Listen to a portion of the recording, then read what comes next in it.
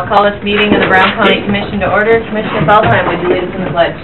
I pledge allegiance to the flag of the United States of America and to the republic for which it stands, one nation under God, indivisible, with liberty and justice for all. Good morning. First on the agenda, we've got some folks from New Angus to discuss roads. Dan and Doug, are they here with us yet? Nobody here. Maybe not. They didn't really want any fixes to the roads anyway. They must have got fixed over the weekend. Maybe they did. Good job, Dirk. Thanks. Got her taken care of. They made the appointment quite a while ago. What do we call them? What do we call them? We did meet with them. No, that's Lucas. That was, okay. Engineering. Do you want to just touch base? A couple weeks ago, Dirk and I met with them, just with Dan. Just like the paper says this morning, the answer was no. I saw that. Yeah, I got caught up under the bus on that deal, but, they came, Dan and Peggy Batten from the city wastewater plant came just to visit a little bit. I would say Peggy was more there for informational, she's been dealing with the road longer than the beef plant has, So anyway, as you might expect, we started up here with the whole thing being concreted this year, and then started kind of backing off on that. When you say the whole thing, what's the whole thing? I'm sorry, it'd be starting, okay, first off, the Hale Mile between 281 and 10, let's just set that over here for a minute, okay? So we're talking about the mile from County 10, including the concrete that was already put in for about $809,000. And then starting from the end of that, that's where it's, the ultimate, I guess, was to go the whole mile. Okay. And to have it be concrete. That would take you to Dakota Street? Yeah, to the tree road, the garden road, yeah, is that Dakota Street? Yeah. So that's sort of the initial scope. Well, if we were gonna pave that whole thing, it would be, what the hell? I can't wait till I get really old. Okay, it's, better notes in here. It's 3,000 feet from where the concrete ends over to where the bridge is. And then once you get past the bridge, there's another 400 feet that, goes over to the intersection. So we'd be looking at about $450,000 if you did that in concrete.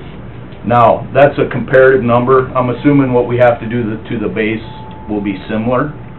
So the number I'm talking about here is just putting the concrete on there. We're going to have a couple $100,000 into graveling it and processing it. But you're going to do that whether you end up with asphalt or whether you end up with concrete. You got to do that either way.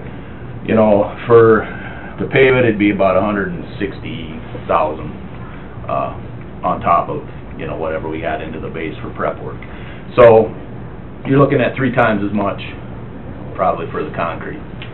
The other thing obviously is we've been putting together the 5-year plan. I don't program 60% of the budget. The whole thing is, it's 120%. I'm already having a conversation with Rachel because a couple roads were in worse shape than I had originally anticipated. It's going to take a little more asphalt, so I'm already trying to balance that out.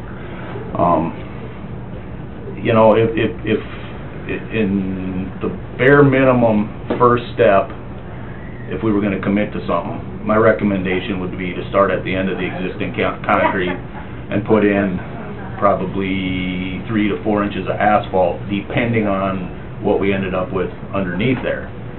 But my recommendation would stop over at, it's technically J Street, it's the east entrance into the beef plant. Right now, it's not really being used too much, a little bit by maintenance and stuff, but eventually they're going to be running empty stuff, or everything coming out is going to come out that east entrance. I think it would be wise at a minimum to make that a concrete intersection when we get to that point, because it'll get a lot of truck moments, and they're a little costly, but the concrete intersection we put out on 12W on the west side of town 15 years ago have worked out pretty well. Probably about $100,000 to do that intersection in concrete though. So, And a lot of the conversation just had to do with educating each other. I mean, he didn't understand why Mr. DeHaan couldn't understand why we just didn't do it. So just to talk to him about our limited funding sources and where those sources come from, and so then I think towards the end of the meeting, he kind of understood, but, I mean, it'd be nice if they would come, you know, the next time they get on the agenda and talk to us about what's going on there. Because I just told him, I've been trying to get in that beef plant for 3-4 years. I'd love to get a tour of it and see how things are going, and he keeps telling me he's working on it, so we'll see what happens. So. Is there any grant money available for that being an economic development out there? Because some of these towns, I noticed on NECOG, there's a fund, I don't know what it's called, they have that special fund for improvement of roads around, like elevators, that type of thing. Does that qualify for anything like that? It does qualify, except that in That's what we did the first 3/8 mile. They've already applied for, you know, for them. It was a future fund grant and a business infrastructure grant. I mean, I'm not opposed to applying for it. A lot of those are driven by job creation, and it's my experience, I'm not saying it's impossible, my experience has been once the thing's there, they're a little more reluctant to put the funds out there. I would certainly could pursue that option.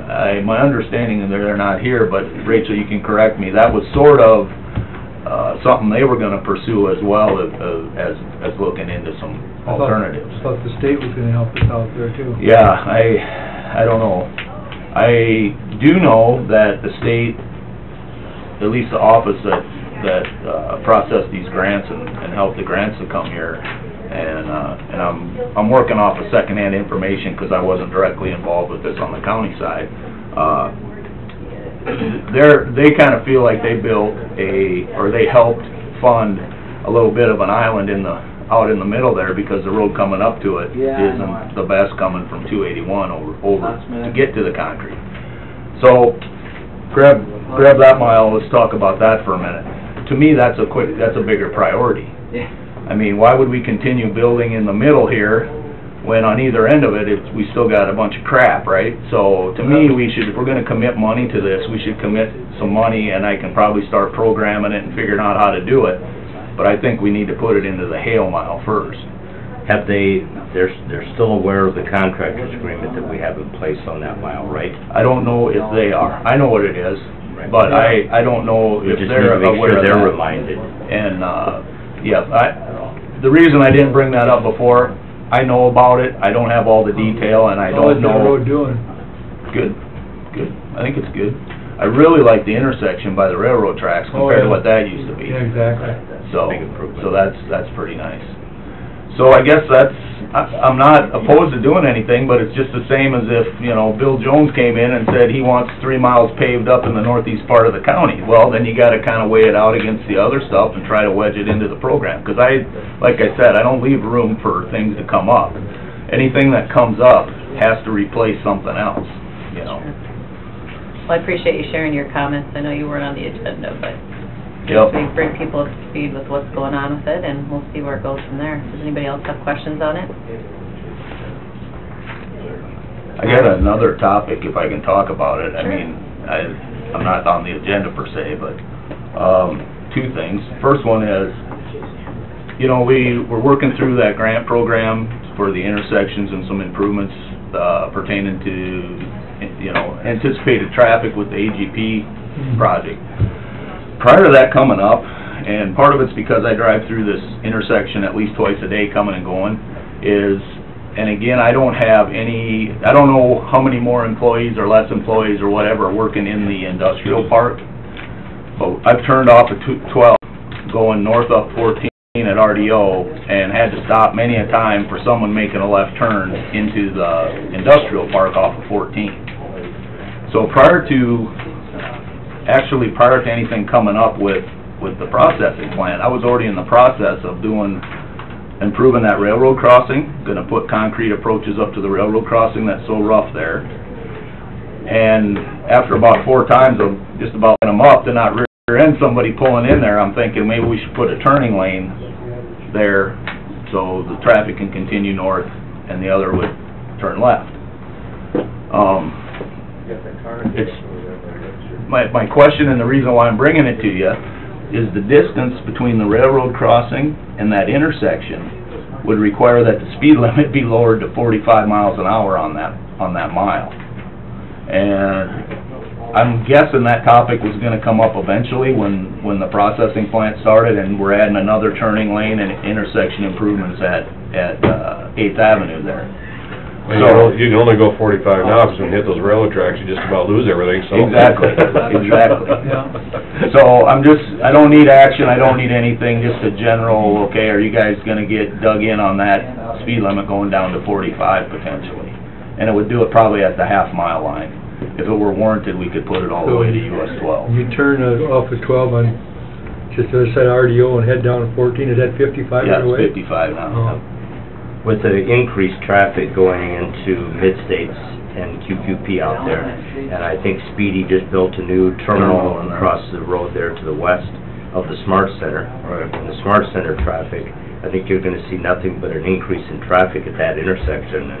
I think a reduction in speed limit and a turning lane would both be a smart move myself. So you can't Because I have one use that without quite the other. often. You can't have one without the other. Well, if we don't put in the turning lane, you can leave it at 55. Now, do you have counts on it yet, or you're just going by the times you go by it? I mean, Counts on like traffic how many count? people are, Or turn, that I don't have, I could find that I'd out. like to know that Here's before I... Mr. DeHaan. Rachel. It's a pretty busy road. Yeah, and, Yeah, we were ready 12 minutes ago. coming from, How are you guys? There's 2 of us. We need That's just right, 1 almost. minute to finish this up. and coming from the north, I would assume eventually, we're gonna be looking at lowering that speed limit coming Sure. from the north down to 8th Avenue, down to a 45 or 35 to deal with the 8th Avenue intersection. Starting at 8. Well, yeah, it'd be north of there, you'd start backing them down, so when they got to 8th, it was at 45 or 35. I mean, again, I'm not telling you guys what to do, but I think it's gonna be an inevitability just because of the nature of the business out there. And then, you know, Sure. to be quite honest, all this stuff we're doing, I think, would be warranted even if the plant wasn't there. This isn't anything that's excessive or way over the top or, you know, a pork project. It's safety things, it's turning lanes and that kind of thing, so. Sure. And, I don't wanna bring up the L word, but we gotta think really hard about load limits, because I'm not feeling real fuzzy about the next 2 or 3 weeks. It was supposed to get cold in the middle of next week, and now that's gotten pushed out further. We put them on March 6th last year, but I'm very concerned about what's gonna be happening through this weekend, at least to some of our roads. So I'm trying to feel you guys out, because this is 3 weeks earlier than we put them on last year, and I'm not saying we're gonna run out tomorrow, but I would like to have a little liberty if things start, you know, the temperature, we're looking in the 50s, and the lows are not gonna freeze anything up anymore. Sure. So, I don't know how you guys feel about that, if something really went sideways, let's say Thursday or Friday, if we went out and put them on. We gotta do what we gotta do. Gotta protect the roads. Yeah, and as Yeah. long as you give people as much heads up, like today, if you want people to be aware, we need to But get they it in the could go paper. on any time, so people should be aware of that. So, going from this point forward, as long as you guys are all right with it, I wanna be able to Yeah, I just know. use our best judgment. I was thinking about that the last couple of days, and And I had a conversation with Spink County this morning, and he's really nervous. They manage a few more miles of blotter than we do, so. Can we do doesn't the resolution say that it depends on the conditions on Yes, that? yep, we're okay. We'd be okay to pass that load limit resolution today, even though it wasn't on the agenda? Well, you got the catch-all at the end, and I think that it'd be appropriate. I mean, this is just something that you do this time of the year, every year, so it shouldn't be, and, you know, if we get some warm weather and the roads get damaged, that's a costly fix. So I think, you know, in the interest of public safety and everything else, you ought to go ahead and do it today, and if you have to redo it next week, well, that's fine, but, you know, we can apologize if somebody raises the issue, but I would go ahead and get it done. But it states right in there that Yep. it depends on the condition and the, Yep. yeah, okay, Do you need a motion for that? yeah. I'll move it. Moved by Sutton, Second. seconded by Feldheim. Any questions on it? So it doesn't give a date or time, it just says a bond can, okay. All in favor, say aye. Aye. Opposed, nay. Motion carries. We've got a 9 o'clock agenda item, but just if you guys want to talk for a couple minutes, we kind of already addressed the roads. All right. But if you had any other additional thoughts. Well, we probably need to, yeah, it's in the, let Dirk already step in if he's got some Just to bring you up to speed, he had kind of talked about, you know, the best thing we could do, concrete the whole couple, you know, the whole mile, but then kind of realistically where we're at and how we can build it into the budget slowly. I just got a map of our plant, which might be handy. We've got really planned 2 entrances to the plant. We've got one now, but realistically, when we're at full capacity, we'll be running 100 trucks a day, 50 to probably each side, and maybe even a few more. And that doesn't include how many more maps you need. Yeah, one more for you. How many trucks are you running right now? Probably about half of that, because we're running at 700, we're running about half capacity. It's pretty close to 50 some day. Yep. And we want to be private full capacity sometime in September, so Right. it'll be 100 trucks this year. Just some notes that Doug Cooper wanted to be here. He's sick today, so I'm filling in for him. But we are in our 18th month of operation. We have over 600 employees. Payroll is over $2 million. We've harvested over 140,000 cattle currently, and it pays out to producers over $200 million. Exporting to several Asian countries, and this is Stefan Jean. I need to introduce him. He's the Chief Financial Officer of Simcoe Ranch Beef. And he's still in for Doug, so. And we plan to be at full capacity the 4th quarter, and we appreciate how the county and the city have worked with us so far. And now, but we do need to get this next piece done because it's pretty important. Run all our trucks through one entrance is now becoming problematic. And if we go double capacity, it become more problematic. And we'd like to separate basically dirty and clean trucks. And where the clean trucks would go in the west end and the dirty trucks would go in the east end, because that's where their delivery points are. And dirty trucks being both cattle and any rendering hides and waste products that we haul out. And then all our deliveries, supply deliveries would go in our east end, and we'd probably eventually split our traffic flow from even personnel, put all the dirty employees go in the west end and the clean employees in the east end, and that helps us create more biosecurity in the plant, which is a requirement for certain locations. We have to meet certain standards for where we deliver the product. And some of the protocols are a little stiffer as we go to some of our, like our foreign and Asian, European deliveries. It becomes more controlled how we handle our traffic flow of personnel and trucks.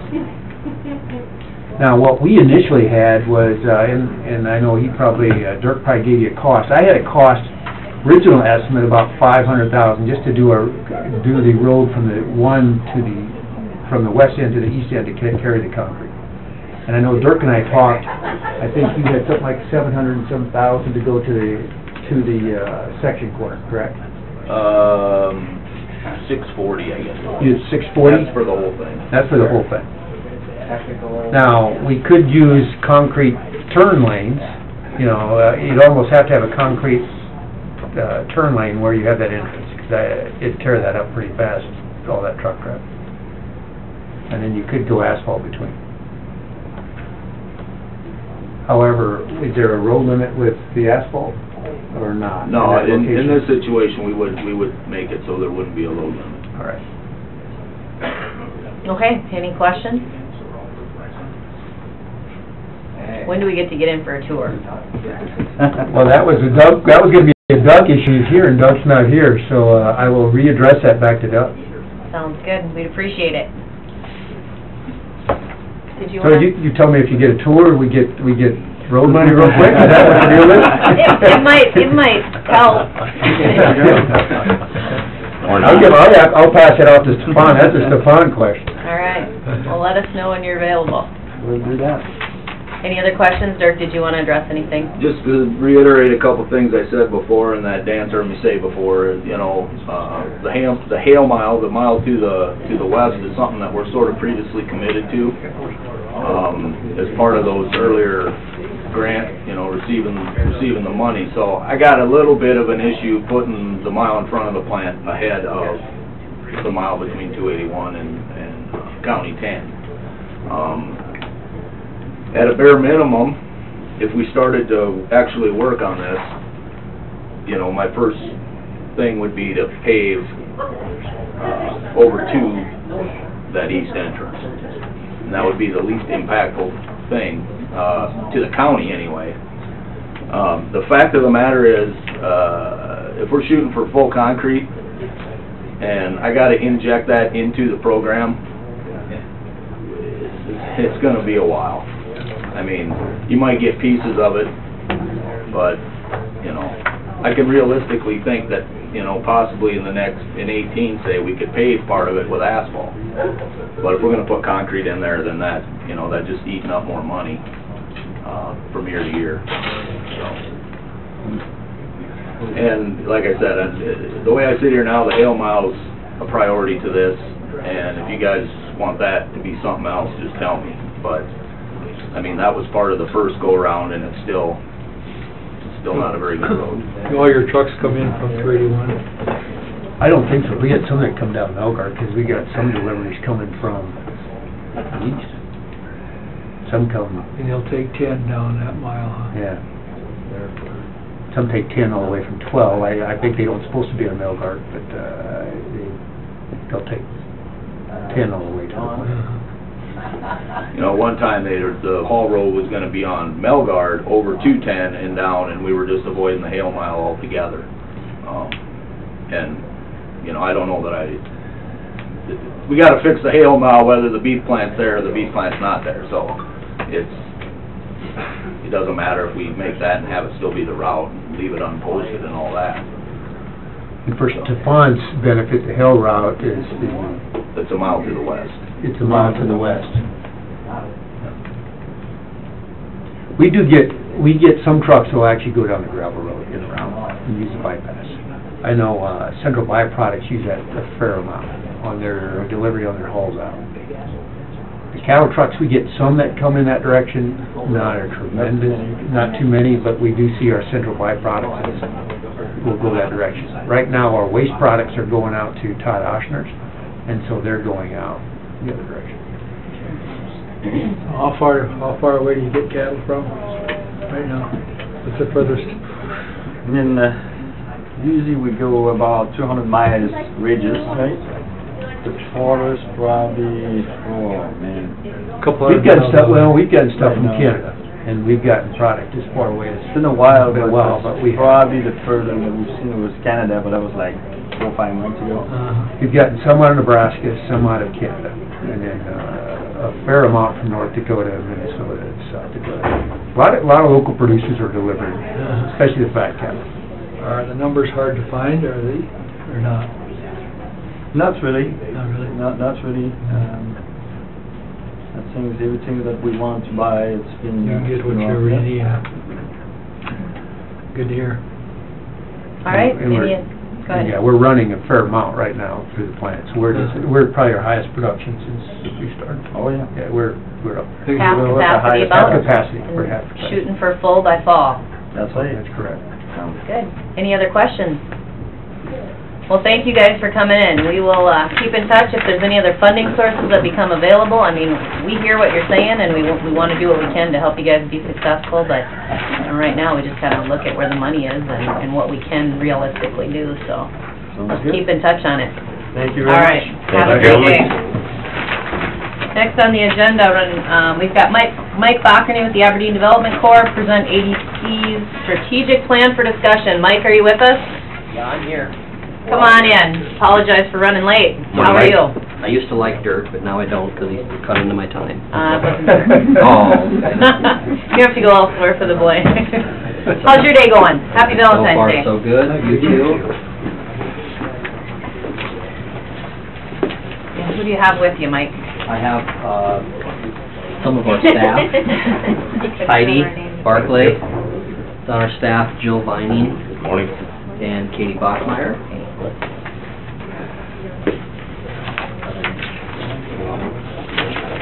Brian, some reading for your free time. Oh, here, Dwayne, can you throw one on Nancy's spot? She's obviously not here today. Right. Okay.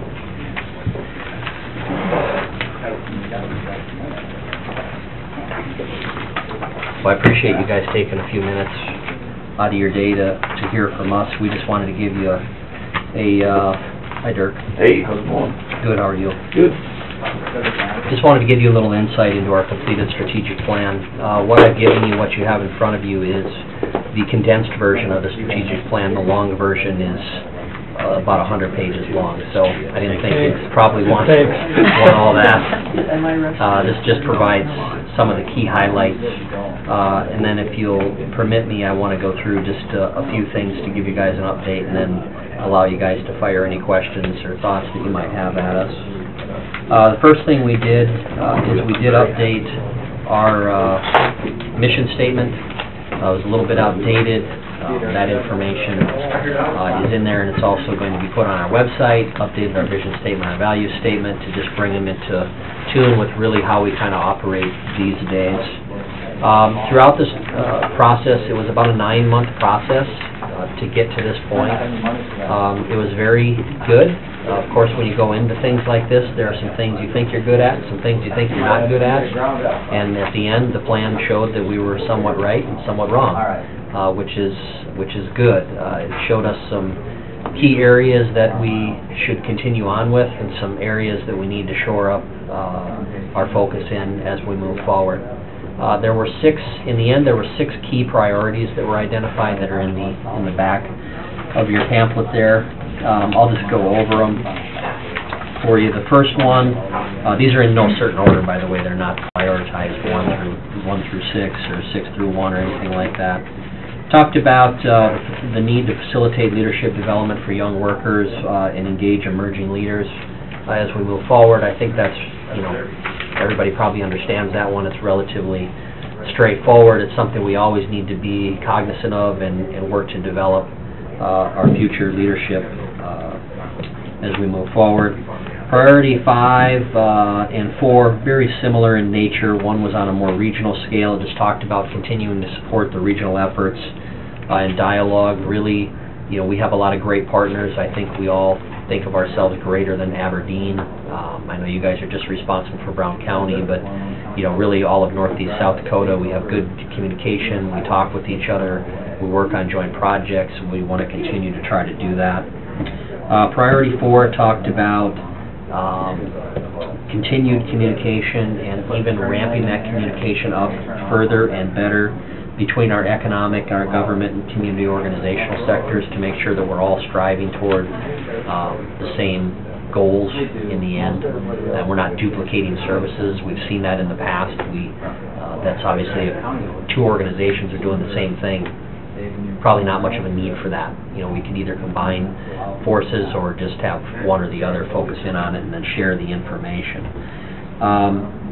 To facilitate some of these, the first few, we formed a good partnership with Northern and PC. We think it's very important when we talk about emerging leadership that we do a better job trying to keep our graduates, a larger percentage of our graduates from those institutions here. We have a lot of capabilities, we have a lot of abilities to do some great things. We just need to maybe share that with them a little bit. We're going to continue to try to do that. The third priority talked about housing. This one caught us a little bit by surprise, because there's been such an effort in housing, both residential and commercial type housing projects over the last 8 to 10 years, specifically in Aberdeen. We've built a lot of homes. It seems like there's Yeah, and we're still building a lot of homes. a lot of people thought overbuilding. Yeah, That's all. and the initial projections through our plan are showing us that we're still not to the level where we need to be. So what we've done is I've gone back and I've visited with Lynn Landner. The city has done a housing study. They did an initial one a number of years ago, and then they've updated a few times. Lynn has concurred with me that in the 2018 budget for the city, he's going to bring forward a proposed expenditure from the city side to update that housing study. So until we get that done, we're not going to really do a lot in this arena, because there's still a lot of building going on. I mean, if you go over by the high school, there's, I don't even know how many homes that are under construction. And there's still apartments that are under construction that are not yet even available for rent. So we see forward movement in that arena. We would be more concerned if things were looking like they were completely halted and we had nothing going on. That's not the case at this point in time. So we're going to look forward to that opportunity. We visited with the City Council last night. We're confident that, you know, they will give that due consideration and hopefully move that forward into 2018, and we can have that updated study in early 2018, and then we can kind of go from there. Second priority talked a lot about enhanced skill trainings and retraining for our local workforce and those who maybe move in here who aren't maybe to the level where they'd like to be, or they'd like to look at the possibility of doing something additional as they move forward. Looking to continue our relationship with the technical schools, possibly bringing certain programs actually to be located here in Aberdeen, some of the oversubscribed programs specifically from Lake Area. That would obviously work to fill some of those gaps in that area, and then we'll also utilize our training place piece that we have out at the Development Corporation. And then the last priority talked about the development of downtown. Well, there were three pieces to the last priority, it's kind of sub-pieces. Downtown development, an event center, and a continued focus on primary job creation. So we obviously have the workshop located downtown now. We're seeing continued improved traffic through the workshop, a lot of activities there. Katie is located down there. She does her work from that spot and manages that particular location for us, and has done a nice job with that. Thus far, we expect that will continue. There's also some opportunities for some retail development down there. Retail is not something we specifically get involved in a whole lot. There are individuals who are focused on the retail, especially in the downtown, so when we do get that sort of question, we pass that information on to them, and they have thus far done a nice job trying to work with those individuals who are interested in either starting or expanding their retail operations in the downtown area. And then, of course, just general business development. If we get and have a potential client that would fit in the downtown area, we then become actively engaged if it relates to primary job creation.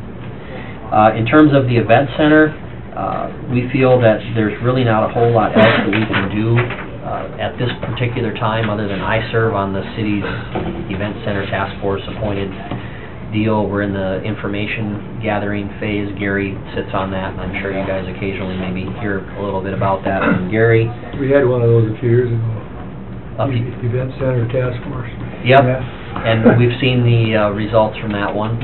I think the results from this one, recommendations, will, well, this is just my opinion, but I think they'll differ significantly, because I think it's clear that we're probably not going to spend $40 or $50 million on an event center. That's not in the cards at this point in time. So we'll see where that goes. I think, Gary, we have to have, what do we have to have something back, Gary?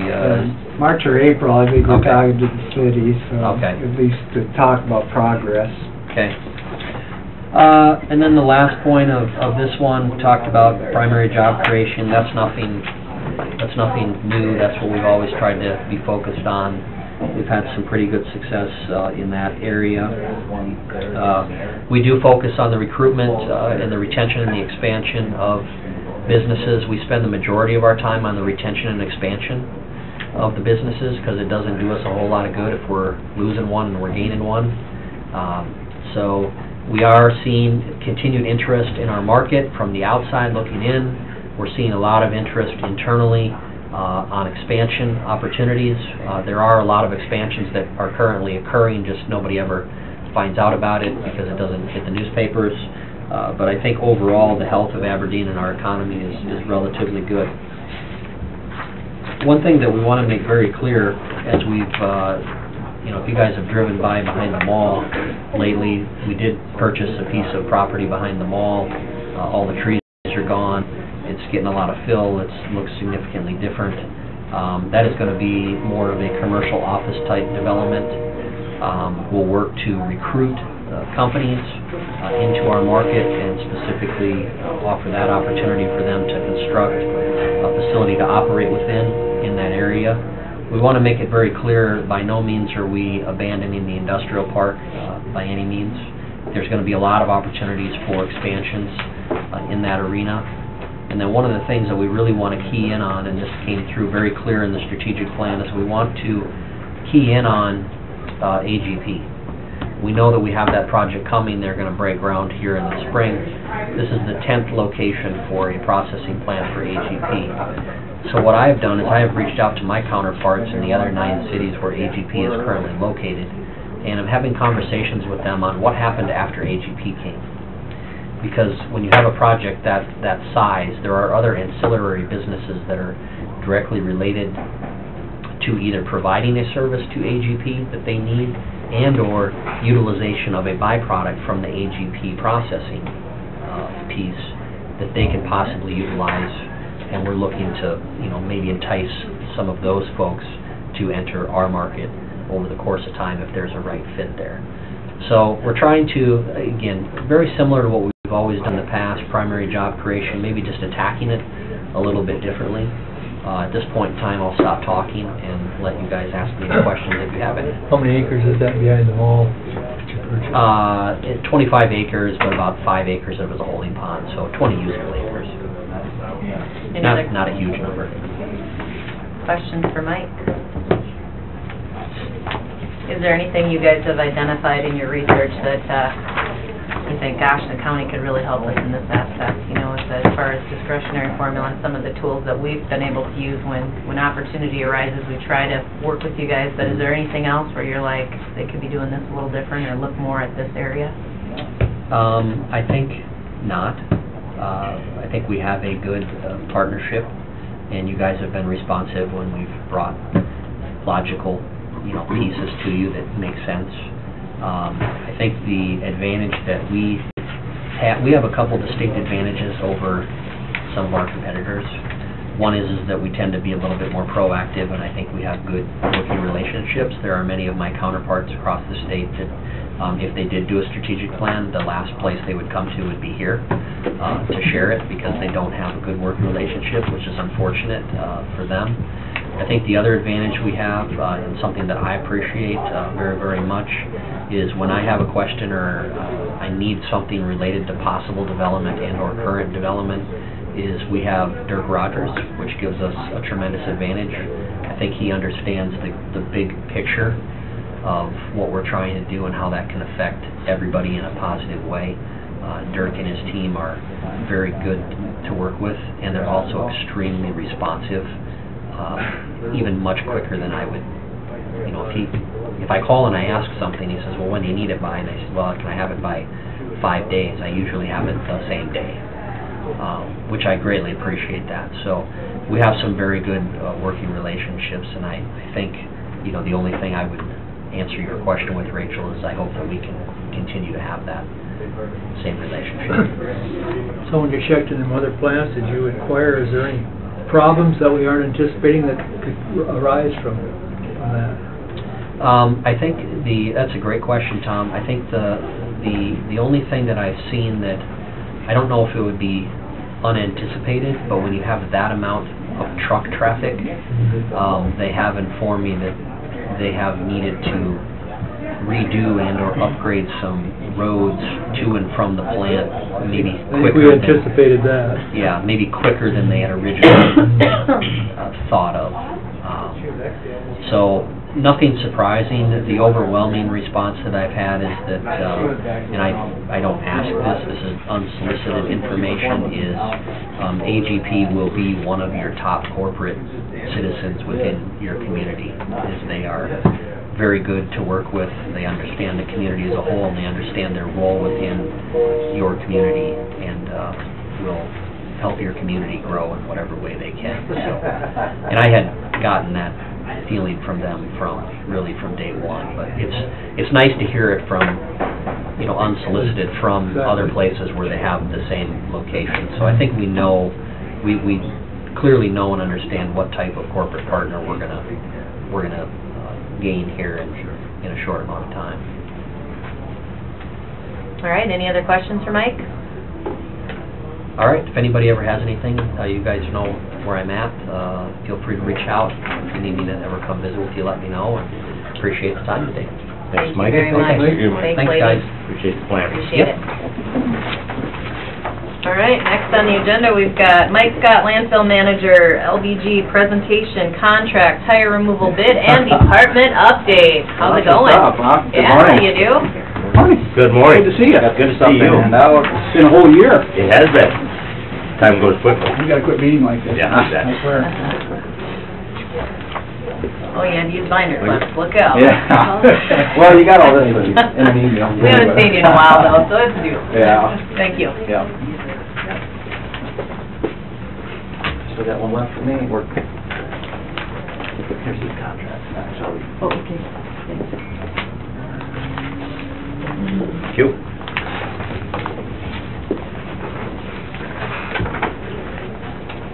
Well, we'll go ahead and get started. I'll just have these guys introduce themselves that are here. Starting with Tim. Hi, I'm Tim with LBG. I think I was here last year. Yep. Good to Good to see be you. here. And I'm Melissa Fay. I'm also with Leggett, Shears and Graham.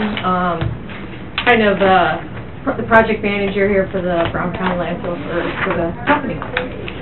I'm Lucas Hoover for the Helms & Associates, consulting engineer at the landfill. Bob Babcock, Helms Associates. Bob.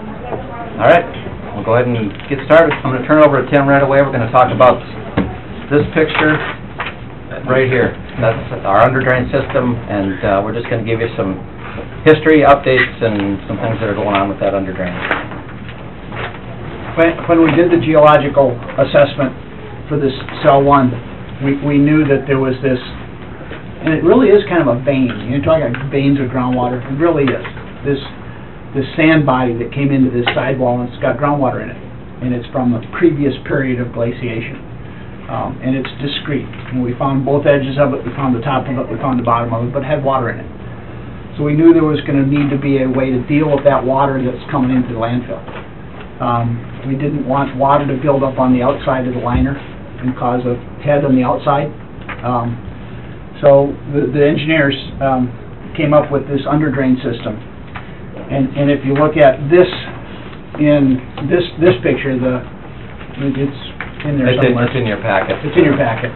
It shows you where that underdrain system goes, and essentially goes around the corner. To confirm that thing was doing its job, we put a well in just on the outside of it. And we know that thing's doing its job if that well is dry. And it's that way we know it's intercepting all the groundwater and getting it all out of there, and not allowing it to build up. And that well has stayed dry, so we know that the underdrain system is effective in controlling and removing that groundwater. Unfortunately, about a while back, we began to see some traces of landfill gas in that well. And that prompted a bunch of work. Keep in mind that the specification for clay liners in the law says permeability to fluid. It has to be impermeable to fluid to a certain measured standard. It doesn't say anything about permeability to gas or vapors. Gas moves through a clay liner a whole lot easier than fluid does, just because of the very nature of the viscosity of the gas primarily. So we have seen this other places in the state. And so we began to do some sampling and analysis. And what we found was that there's also some of the components in that gas are also in that water in the underdrain. Not a lot of it. Enough of it so that we want to watch it and monitor it. And we were initially concerned about when that underdrain water is pumped out, where's it going? And we wanted to make sure that we weren't going to violate the law by pumping it out to the stormwater pond. But we did the right sampling and stuff and found out that by the time it gets pumped out from under the liner, and by the time it makes it all the way to the stormwater pond, the stuff that's in it is gone. It volatilizes and dilution's a solution to that pollution, so to speak. So that's not an issue. So what we do know is gas is getting out of the landfill. We don't think there's a fluid getting out of the landfill, but there's really no way to know. And frankly, it's not worth doing a whole bunch of investigation to find out. The under drain system is, if it were, the under drain system is effectively mitigating both the vapor release and if there's any fluid getting out. It's a small amount if there is any. And the under drain system mitigating that as well. It's not getting off site, it's staying restricted to that very proximal area to the landfill cell. We passed this all by the state, and they'd come back and said, yep, you're doing what you're supposed to be doing. It doesn't look like you have to do anything else, we just keep monitoring it. Does that under drain system also go to the same pond?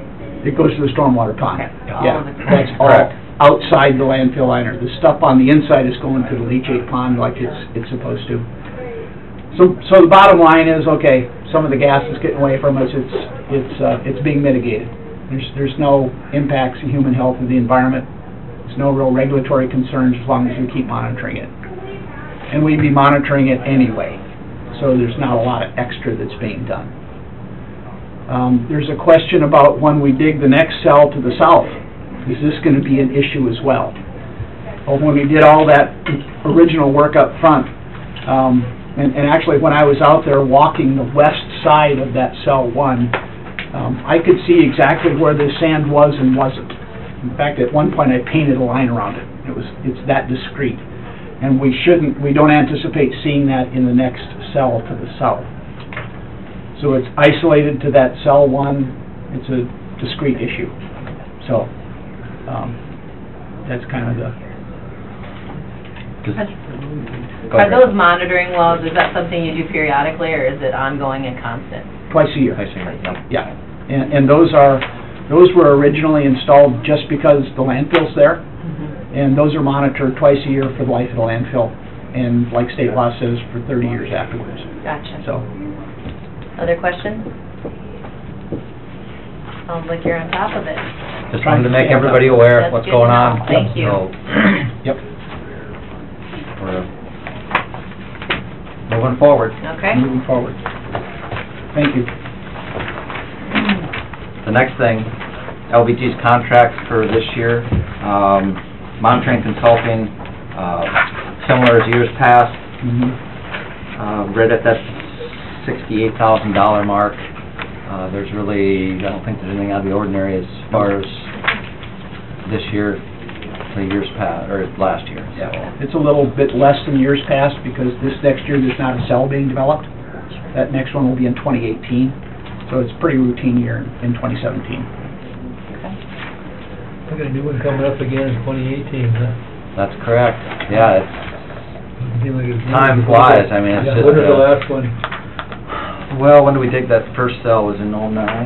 The last one was 2 years ago. Yep. Just 2 years ago we dug a second one. Yeah. In 14. Keep in mind that those first two are the smallest.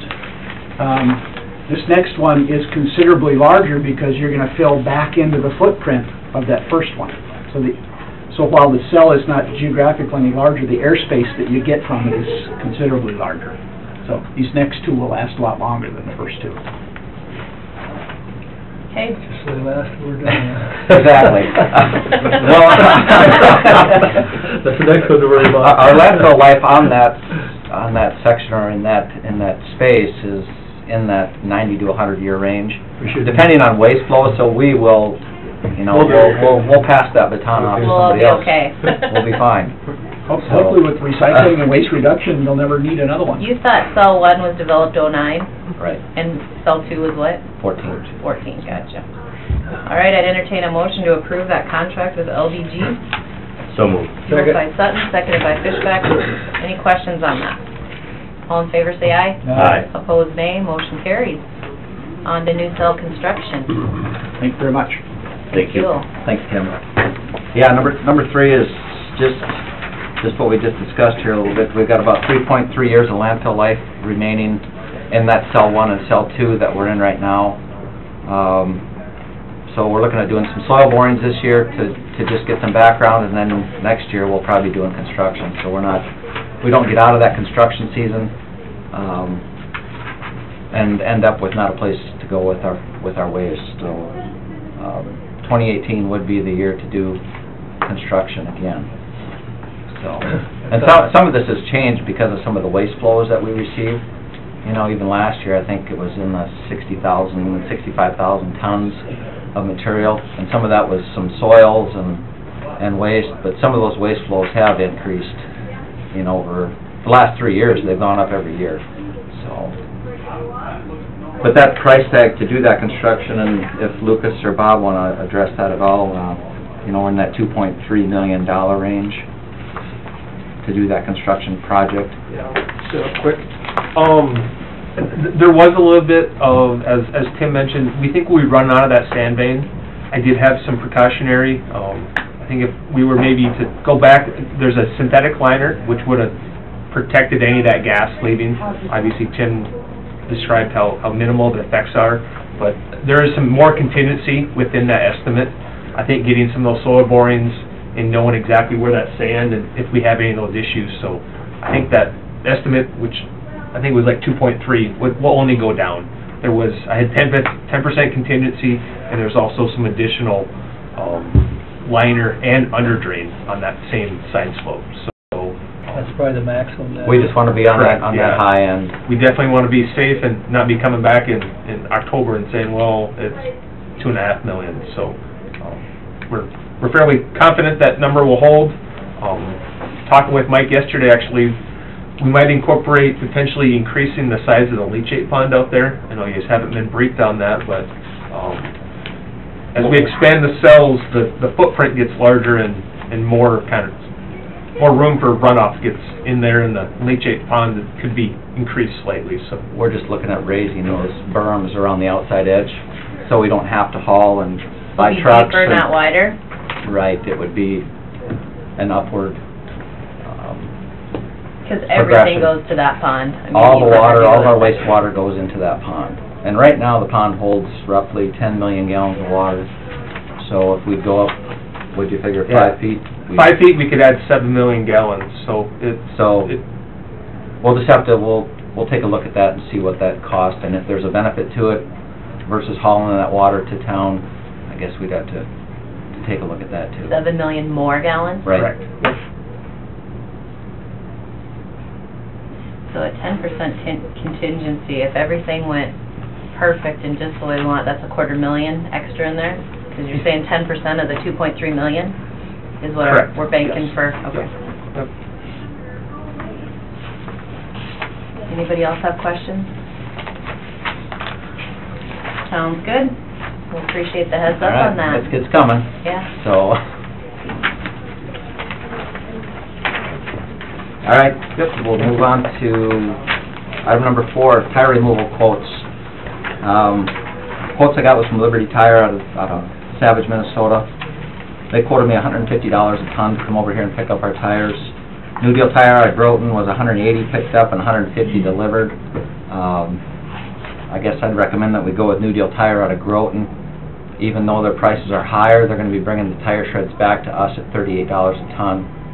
So it'll be a net benefit to us to take those, to deliver the tires to them. Plus, it's a lot easier for us to load and deliver than it is to load the Liberty trucks, so the net benefit to the landfill would be better for us than going with Liberty Tire out of Minnesota. Okay, any question on those quotes? Entertain a motion to approve one or the other? I move. New Tire deal, or New Deal Tire? Okay, we got a motion from Second. Belton, second from Fishback. Any other questions or comments on that? All in favor, say aye. Aye. Opposed, nay. Motion carries. And that'll be under the $25,000 bid limit, so we're just, our tire quantities are not that great, so we're working that side of it. The last thing, number 5, is approval to move forward with writing bid specs for a new payloader. It was budgeted for this year. We're looking at around that, obviously that $300,000 is a high number, but Is there any bid somewhere else that you can buy off of? we have looked into the Minnesota bid, but ours is somewhat different with landfill package and the grapple that we have on our payloaders. It's a A lot big one. heavier duty than what we can get from, you know, anybody, just Probably gonna have to whether it's a do it ourselves. GravTech, it's, Farm Power most likely will build this grapple for us. Okay. So, we did look at the Minnesota bid to see if that would work to purchase off of that. Lots of things that aren't in it, and I'm just afraid, you know, we'd be better off and a lot cleaner just to bid it ourselves. Otherwise, we've got to, you know, Farm Power does this, so we got some freight to go to this place to get the landfill package attachments put on. You've got just a lot of incidentals that roughly did add up to over $50,000 when we were initially looking at that bid. So Probably you're better off to bid it. So I think we'll do better and have a lot cleaner bid to just bid it ourselves. We need a motion for that then? I don't have a spec written yet, Oh, but okay. I just want to let you know what's coming. We'll have it written here hopefully within the next month. The 2004 John Deere is gonna be relocated. Hopefully to the fire station location. We'll hopefully be using it to load grass and do some other miscellaneous with it. We'll have to see how that works. We've got our one payloader up at the fairgrounds, and this one hopefully without putting many hours on it, it'll last us a long time at a different location. So, we won't take it out of the county system. Payloaders are too valuable to, you know, for anybody to use, so. If it comes to a point where we're not using it, you know, we'll check with Dirk or fairgrounds or someone else to see if it's a piece they can use. Sure. All right. So, Questions on that, or on anything? that's it. I know it's been a while, and I'll be back Thank you for again the here, visual so. aids. They're very helpful. Well, like I said, I was gonna bring it up on our camera, but you can kind of tell the under drains in that northwest corner, and you can kind of see how it was constructed, so. Because that was the red, right? The red in the corner? All right. If All there's right. no other questions, thank you much. Appreciate you guys coming in and talking to us. Thank you. Have a great one. Thank you. Next on the agenda, we've got Judy Dosh with maintenance, projects, LED lighting, and the jail renovation. Judy, there she is. Good morning. See you, Tom. Thank you. You might Thank take you. Good. Do you want to talk generic projects first? You got it. You can start wherever you want. LED lighting, projects, or jail renovation? Well, we'll start with LED lighting. Okay.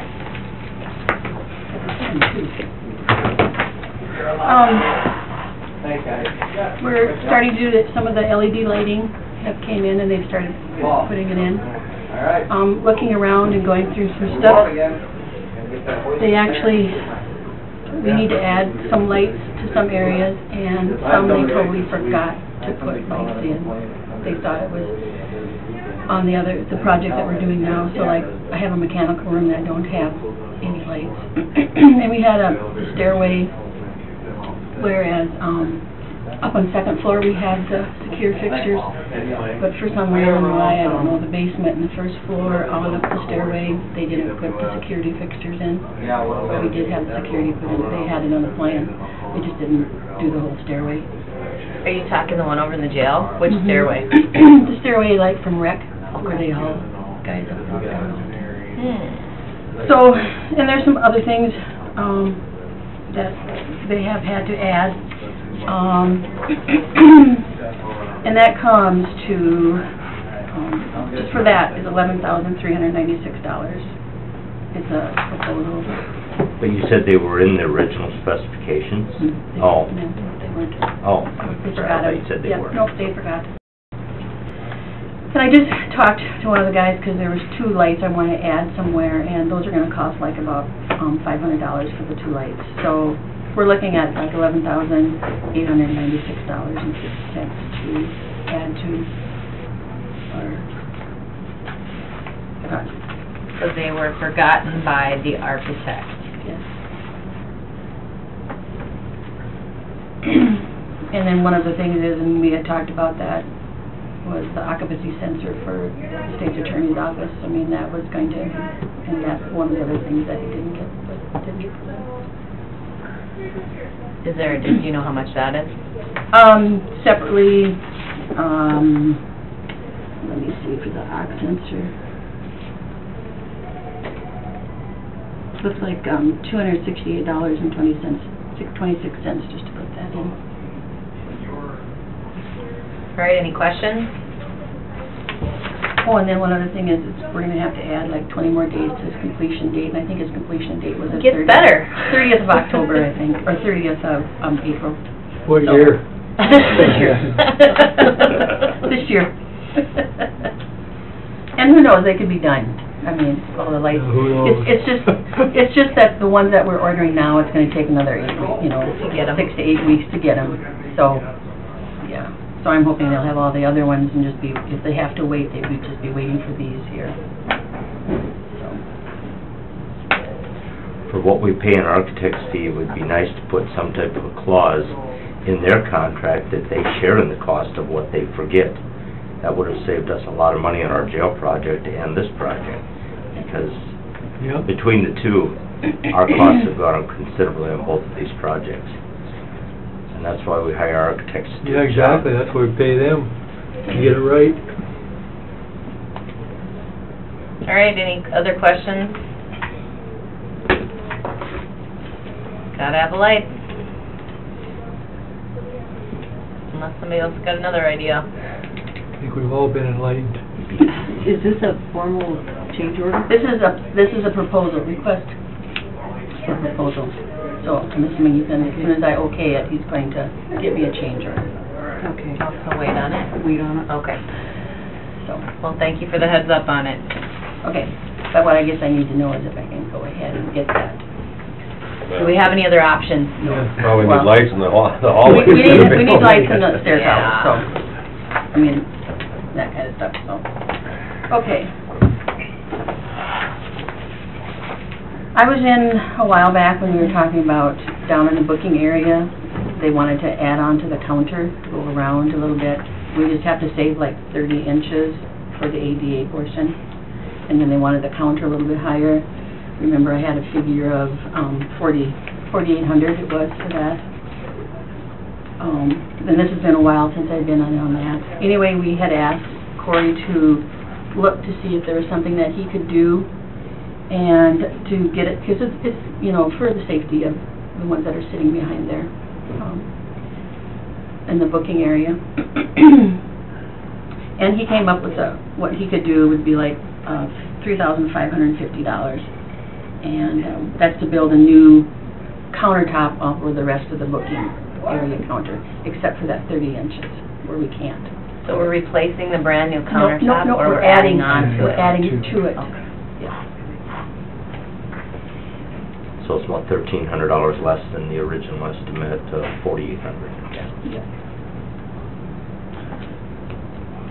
So was that an oversight on somebody's part that this didn't get done No, right the first time, or? I guess they didn't, they figured how they had it would be fine, but we have so many, things going on that they're looming over, whereas, because it's lower, you know, it's like this, and when they're standing right there, they're kind of like, they can reach in and do whatever, so this would be preventing that, because they're gonna, you know.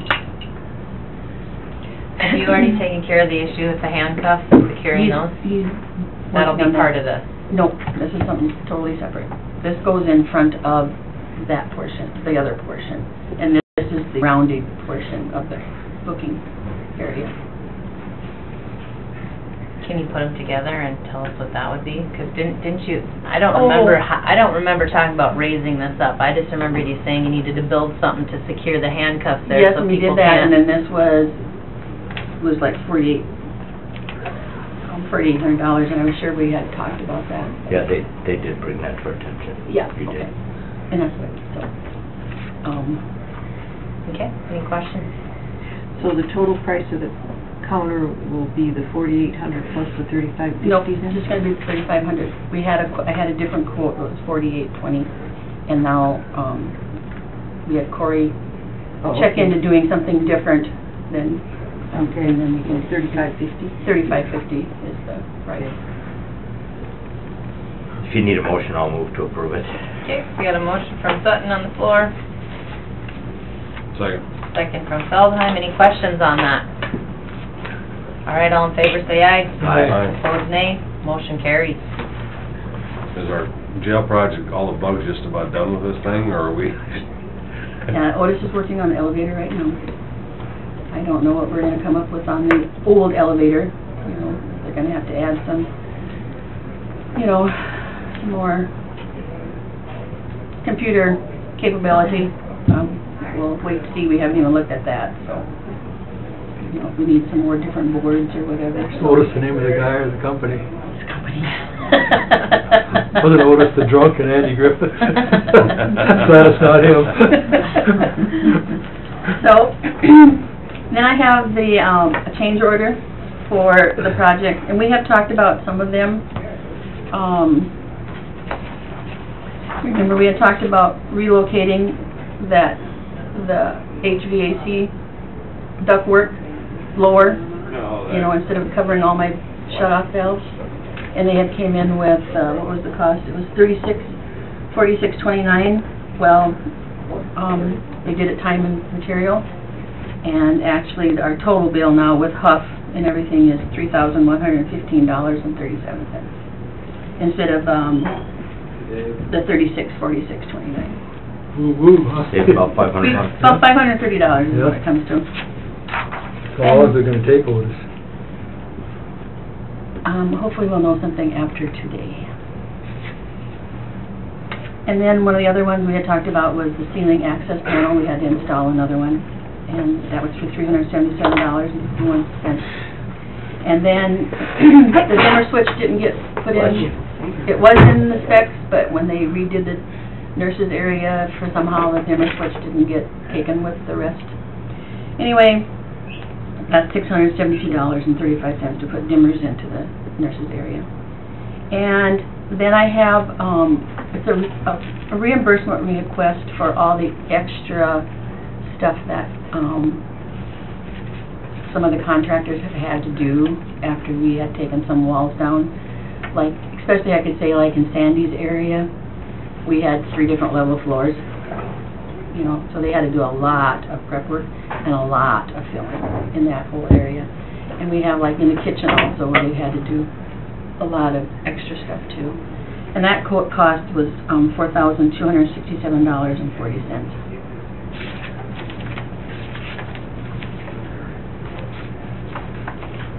So with those changes, how is our fund looking? We're out of contingency. How much over are we? Got a guesstimate? Well, our last meeting that we had to date, our starting was I have 2.4 million. The starting was 1,985,615, and to date, we're 1,999,870.90. And I can also tell you that,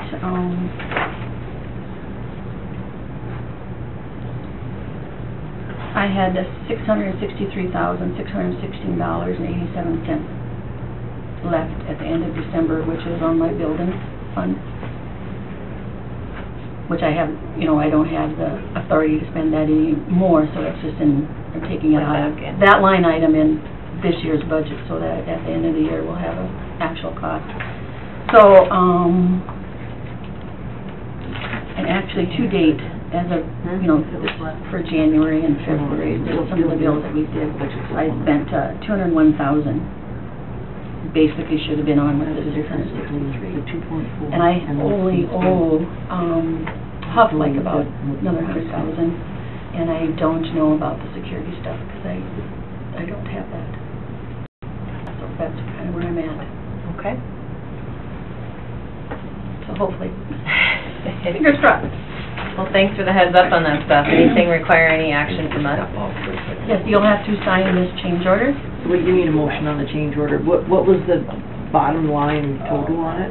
The bottom line total, okay, is $8,432.63. Increase in the total. And that 199,870, that's got that total increase in it already. Do you want to just call me back when we're ready? Second. Motion from Feldheim, seconded from Fishback. Any questions? All in favor say aye. Aye. Opposed nay. Motion carries. Anything else for us, Judy? No. Give us some great news. What do you got this? Well, the project's getting done. All right, And we've already that's good started another enough. one, so that's good news. I know you're kind of in a hard place too, trying to get that all figured out, so appreciate the extra time you're putting into the whole project. Any other questions for Judy? All right, thanks a million. Thanks, Judy. That brings us to the end of our regular Minutes are- agenda. Just gotta be signed. She's got to sign them all We're for gonna go over to Maxine's list. Okay, minutes, February 7th. Move. Second. Motion from Sutton, seconded from Fishback. Any questions or changes? All in favor, say aye. Aye. Opposed, nay. Motion carries. Claims. Move. Second. Motion from Feldheim, seconded from Sutton. Any questions on those? All in favor, say aye. Aye. Opposed, nay. Motion carries. HR report. Move it. Moved by Fishback, seconded by Feldheim. Questions on the HR report? All in favor, say aye. Aye. Opposed, nay. Motion carries. Auditor's report of account. Move it. Second. Moved by Fishback, seconded by Sutton. Any questions on that? All in favor, say aye. Aye. Opposed, nay. Motion carries. Releases 4-H Horse Club, 4-H Triple Threat, Aberdeen, Ram Coda for chairs. Tables. Tables.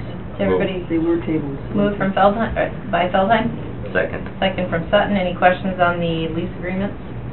All in favor, say aye. Aye. Opposed, nay. Motion carries. We've got some booth rental contracts. I'd like a motion for the blanket motions for the booth rent contract, camper space rental, and sponsorships. That's what the three we did last year. I'll move them. Motion from Sutton, Second. seconded from Feldheim. Any questions on the blanket motions we're doing? The only one that was interesting is $110,000 for Van Perry. Well, Good to know. that's separate.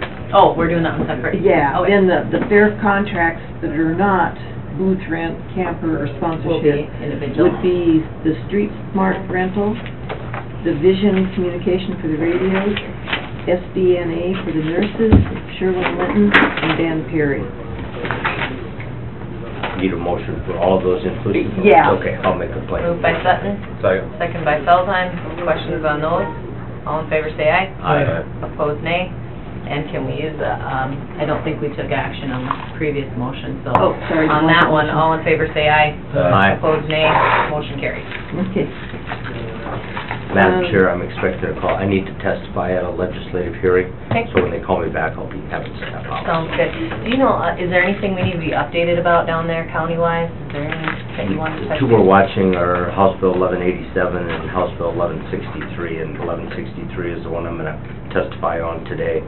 1187, we're working on changing some language to. What's 63? Which one? 63 is changing, the proposal is to change the codified law to where a commissioner, right now it states that if you miss more than 4 consecutive months, then you're considered, relieved of your commission duties and can be reappointed. And the new legislation said that you can only miss 2 meetings in a calendar year. So, Two excused or unexcused, or how do they? well, approved is what the language says. It has to be approved by the rest of the commission, is the way it's reads now. To get out of it being an unexcused, like. Right. Of course, some of those commissions don't meet that often, but for us, only 2 a year would be pretty, Yeah. So that we're, Probably I'll be off. SDACC Yeah, me, is I'm always opposed to the here. Of course. language, so. Okay. Well, thanks for the heads up. then there's one coming up on Wednesday, and I don't know the name of the bill, where they want to put the raises for the Spire and those kind of places onto Property property taxes. Saw that. I guess I would oppose putting it on property taxes. I think the state should figure out how to pay those people without putting it on the locals. I think there's gotta be other sources of revenue besides property taxes. Not against giving those people a raise, but Where it comes from. where it comes from. Right. Okay, back to your stuff, Max. Okay, award the rental of equipment bids, and usually you award all, and then whichever's closest or available. I'd move that. Moved by Fishback, Second. seconded by Sutton. Any questions on those? All in favor, say aye. Aye. Opposed, nay. motion carries. In the packet was the documentation from the Beetle County bid for culverts. Here's your double bevel. Yeah, I move that one. Moved by Fishback, Second. seconded by Feldheim. All in favor, say aye. Aye. Opposed, nay. Motion carries. Approve and authorize chair to sign the contract for investigative services. Dave Lunsman, MV Investigations LLC. Moved by Feldheim, Second. seconded by Sutton. Any questions? And Gary just pulled the ones that he was aware of, and it was just under 6,000 we paid him last year, so. I thought I attached, Was there one on there? Of the past year's bills? Money well spent, I think. Oh, yeah, right here. It's paid for itself over and over again. Oh, it isn't total, but that's, This is just one page? yep. Quick math. It's under No 10. pressure. I know it's under No 10. pressure. Well, if you were gonna say less than 100, I would say, Right, pretty right. quick guess. So, did we have a motion on that? Yeah. And all in favor, say aye. Aye. Opposed, nay. Motion carries. Okay, sheriff's report. Move. Moved by Sutton, Second. seconded from Fishback. All in favor, say aye. Aye. Opposed, nay. Motion carries. Abatements. Move. Moved by Second. Feldheim, seconded by Fishback. All in favor, say aye. Aye. Opposed, nay. Motion carries. Claim assignments. Move it. Moved by Fishback, Second. seconded by Sutton. All in favor, say aye. Aye. Opposed, nay. Motion carries. Appoint Casey Baby to the DICE team. Move it. Moved by Fishback, Second. seconded by Feldheim. All in favor, say aye. Aye. Opposed, nay. Motion carries. You approved the drone insurance renewal last week for $1,040. They forgot some unit underneath the drone that does the remote control. So they bumped it, I think it's $65. So this is a new course they insurance did. thing. Should we take the risk? You just, You need that. The insurance is 65, what does the park cost? 40. I'll move it. And this does not include the second camera, of course. Yeah, okay. Of course. Second. Second from Feldheim. Any other questions? All in favor, say aye. Aye. Opposed, nay. Motion carries. What would it cost to insure a big plane? Okay, that's all. Save I them have. all, probably. Okay, anything for us, Gary? Give a Two real quick items. presentation. I set up a tour for Pipe Stem up to Jamestown for Dirk Kendall, myself, Scott Mites, for March 1st. And Dwayne expressed interest. Anybody else that would like to go to that? What is it? We're just gonna go up a tour of Pipe Stem Dam and Jamestown Dam, see how all the reservoirs and things work up there. Thought it'd be interesting to see when they're always talking about the release rates. And Yeah. thought it'd be interesting to see what they actually look like. So if we could get that on the travel Okay. requests, and I don't know if anybody else wanted to go. Probably leave like first thing Wednesday morning and I get will back late Check my afternoon. calendar and let you know. Sounds good. Yeah, me too, I don't know, I'll just wait and see, I guess. Also, as you know, I tested a ankle monitor this past few days from Thursday through Sunday. The Sheriff's Department just wants you to decide if you're ready to move forward on getting the MOUs and lease agreements wrote up, and how many you might want to order if you're still interested in doing that. Worked real well. I had I don't know how many, 1,400 at least plus points that were captured over the weekend. It sent me alerts every time I did something I wasn't supposed to be doing or moving, you know. But what good does it do to send them an alert? Shouldn't the deputy go over there and... It would go to, well, it would go to the sheriff. dispatch and control, and then, But I yeah, think- they would be heading their way, but just for myself, obviously. we I think it can have should, that the on. state's attorney and the sheriff are gonna have to decide how many we can use. How many of those people can we let out with, I think we need to let out as many as we can. Yeah. Chris thought between 20 and 25 were eligible. Here's the thing with these units, if it's sitting on the shelf, we're not paying for it. It's when they strap it on that we start getting charged, so if we have a few extra, something in inventory, It's not gonna hurt. it's not gonna hurt. That I think we should get as many as we think we're gonna need, Yeah. and use them. Sounds Use good. them. We'll And get it's, review the cost for me, $3.50? $3.50 a day when we're When using used. it. And- But then we charge the inmate to offset that cost. Correct. And there's no, like, the Good software luck to with track, that. the software to track it and all that, we already have It's the all ability. web-based, they just use Google Maps for the mapping portion of it. How So much no- is it Really here? well. $3.50. A day. $3.50. $3. You got $350, Max? Well, Yeah, We I might as didn't know, well- that's crazy, it's like, happen, right? We might as well build a jail then. Pennington County's using that system, something similar Yes. to ours? Minnehaha, Pennington.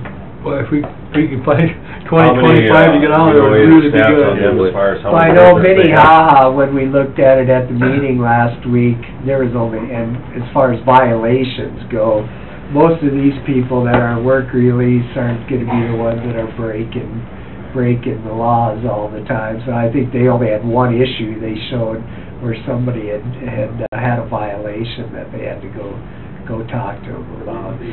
How many braces do they have? Or are Oh, they I don't know the trained? numbers, I guess, how many they have, but they have an agreement already, as you see, set up with the state's association of sheriffs. So if we start with a designated number, we can always add to it. You Should we go bet. 20? I'll make a motion to do 25. That That sounds way if we- perfect. We can't, I mean, we Doesn't can't go wrong if we don't pay Here's until we a use them. copy of my first day map, if anybody wants to take a look I at think we it. should I will use as second many as that they'll let us motion. use over there. Okay, we've got a motion on the table to get 25 of the ankle monitors, seconded by Feldheim. And Move that's to forward on the Move forward on the agreement. MOU and Yeah. the lease agreement and so on. Sounds good. Any other questions? All in favor, say aye. Aye. Opposed, nay. Motion carried. You made a lot of stops that day. Yeah, that's all I had. All right, Gary is done. Those Anything red else, dots Gary? all violations? No, Anything no, else that's from the just my commissioners track. today? Well, you got kind of a, How about Shannon, you Small got anything for perimeter. us today? All right. Well, I'd entertain a motion to adjourn till next week. So move. Move from Sutton, Second. second from Feldheim. All in favor, say aye. Aye. Opposed, nay. We are adjourned. And So you- Gary's hitting most of the